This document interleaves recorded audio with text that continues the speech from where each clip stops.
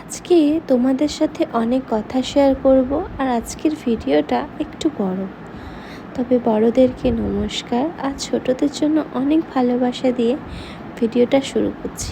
জানি না কেন তোমাদের সাথে কথা শেয়ার করলে আমার মনটা একটু হালকা হয়, তাই জন্য হয়তো ছুট্টে তোমাদের কাছে চলে আসি ভিডিও নিয়ে।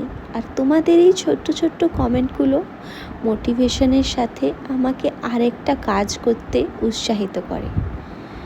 আজকের এই কাজগুলো তোমাদের কেমন লাগলো তোমরা কমেন্ট সেকশনে জানাবে।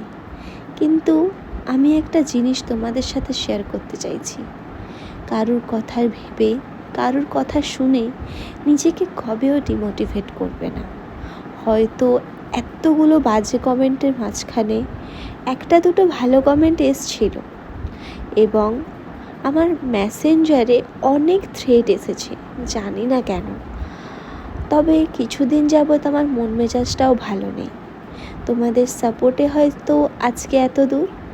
আর আজকের এই ভিডিওটায় তোমাদের একটা ইউনিক গাছকৌটো আমি দেখাবো। এই যে গাছকৌটোটা মেরুনের ওপরে করেছি একজনের রিকোয়েস্টের জন্য। হয়তো যদি তোমাদের পছন্দ হয়, আমি হয়তো বলে দিলাম, সরি অ্যাবাউট দ্যাট। যদি তোমাদের পছন্দ হয় তাহলে তোমরা অর্ডার করে নিতে পারো। মেরুন গাছকৌটোটাতে ভার্নিশ আমি করিনি, বিকজ এটা আনফিনিশড গাছকৌটো, এখনও নাম লেখা হয়নি। আর রেড গাছকৌটোটা টোটালি ফিনিশড আর ভার্নিশিং করা। তবে গ্লসি ফিনিশের গাছকৌটো সবার পছন্দ হলেও কিছু কিছু মানুষ আছে যাদের ম্যাটিফাই গাছকৌটো পছন্দ।